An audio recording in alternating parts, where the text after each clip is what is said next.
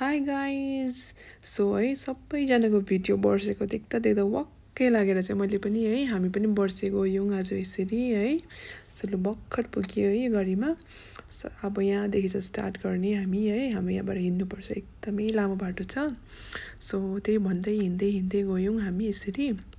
so मेरो साथी हेर्नुहोस् रिङसिङ है हामी चाहिँ यस्तो स्टाइलिस भएर हिँडेँ आज यसरी ब्याग बोकेर है सो स्ट्रबेरीकोदेखि लिएर गुराँसकोदेखि लिएर सबै फ्लेभरको वाइनहरू पाउँदो रहेछ यहाँ चाहिँ है सबै हाम्रो यहाँ लोकल आन्टीहरूले बनाएको हेर्नुहोस् न हिँड्दा त्यस्तो बुढी आन्टीहरू पनि देखेँ है टुरिस्टहरू एकदमै बेसी भिड त्यही भन्दै है कति चाहिँ अब यो फेमस रहेछ है बेस्ट ट्रेक जस्तो लाग्यो वेस्टको सो मेन एट्र्याक्सन गुराँसले गर्दै भएको रहेछ सो हामी चाहिँ यसरी ट्रेकपट्टि गयौँ यसरी है हिँड्दै सो अब यस्तो सोच्दा चाहिँ है यति बेसी मान्छे देख्यो हामीले बाटोमा है फुल त देख्यो साथमा हो हेर्नुहोस् फुल यति राम्रो फुलहरू देख्यो हामीले हो सो यहाँदेखि हिँड्दै अब जाँदैछ अब यहाँदेखि चाहिँ मेन स्टार्ट हो 5 किलोमिटर्स वक गर्नुपर्छ टिल वर्षे सो वर्षे चाहिँ है यति 5 किलोमिटर त बन्यो तर मलाई चाहिँ यति लामो लाग्यो सो बाटोमा तिर्खा लागेर पानीहरू यसरी खायौँ हामी चाहिँ पेप्सीहरू चाहिँ एकदमै खाँदैन त्यो भनेर है बाटोमा त चिन्ने मान्छेहरू भेट्दो रहेछ है एमजी मार्गमा त के मान्छे भेट्छ जस्तो लाग्यो मलाई यस्तो हेर्दा चाहिँ हेर्नुहोस् न भिड म त आउटफिट रेकर्ड गर्दा भयो यहाँनिर है वर्षेमा सबैलाई जज गर्दा है 3 किलोमिटरको त्यहाँ पनि आइपुगेछ हामी त है 2 किलोमिटर हिँडिसकेछ यसरी हिँड्दा हामीलाई छिन्ने निकै पानी भएर चाहिँ त्यस्तो फरक परेन हो तर अरूहरू देखेँ बाटोबाट फर्किँदैहरूको देखेँ थुप्रै मान्छेहरू जस्तो आधी बाटोमै है हिँड्दो रहेछ so fit check is must भनेर फिट चेक पनि गरिहालेँ मैले यसरी बाटोमा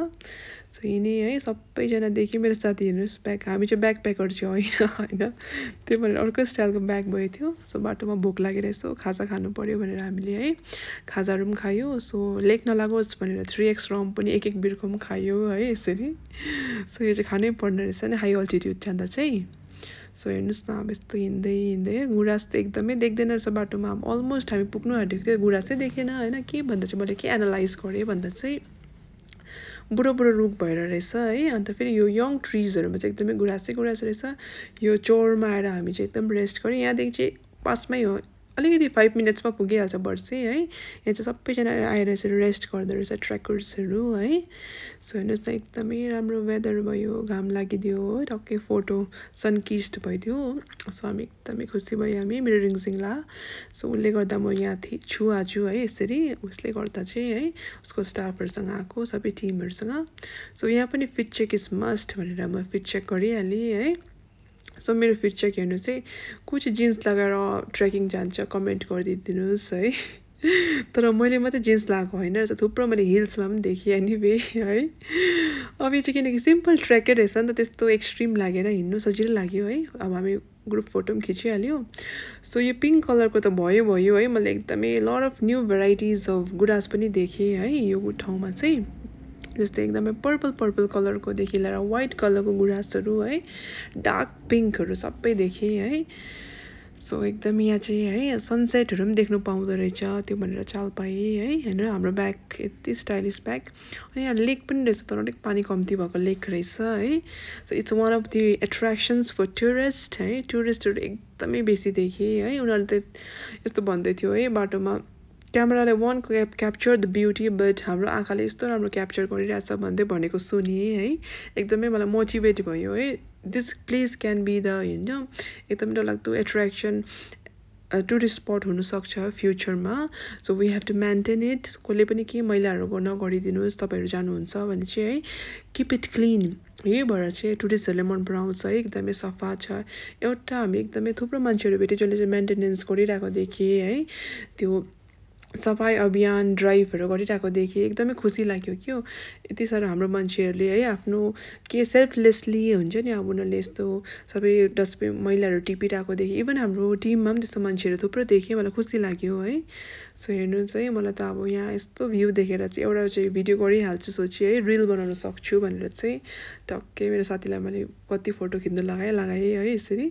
सो एकदमै चरा कराइरहेको आवाजहरू है त्यो त म तपाईँलाई सुनाउन सकिनँ बट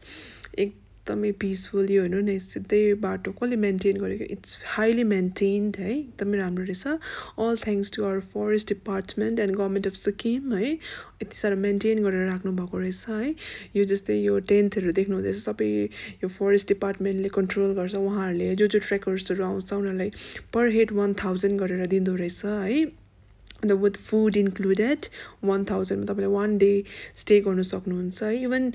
तपाईँहरू यो गेस्ट हाउसहरू देख्नु हुँदैछ यहाँनिर पनि जस्तै हाम्रो यहाँ बस्यो हामी है फरेस्ट अफिसर्सहरूले हामीलाई है 1000 पर डेमा यसरी राख्नुभयो सो यो डोमेट्री स्टाइलमा रहेछ है so after that check in गरेर चाहिँ हामी चिया खानु लाग्यो है हामीले दुधहरू ल्याउनु भएको थियो हाम्रो म्याडमहरूले सो विथ दिस गुराँसको भ्यू है we had a pure most delicious के भन्नु एकदमै मिठो चिया खायो हामीले है टिबेटन टी जस्तो एकदम मिठो सो हेर्नुहोस् यति बेसी ट्र्याकर्सहरू है चिसोमा पनि उनीहरू बस्दो रहेछ यसरी है तर हामी त लकिली है हामी डोमेट्रीमा बस्नु पायो अन्त त्यहाँदेखि अलिकति इभिनिङ वक गऱ्यो हामीले यसरी है वेदर वाज सो गुड जब हामी गएको थियो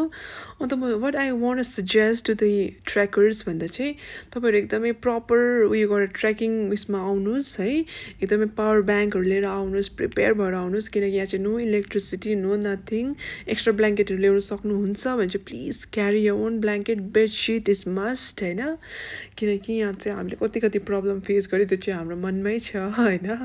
तर जङ्गलमा यस्तै हो है तपाईँहरू so it's a best place अन्त एकदमै सफा छ सो तपाईँहरू अलिकति जुगाड गरेर पनि बस्न सक्नुहुन्छ जस्ट लाइक अस हामी त एकदम जुगाडमा बस्यो है तर no doubt we had a beautiful time here अन्त हामी यसरी सनसेट पोइन्टहरू गयो हिँड्दै है माथि चाहिँ के एउटा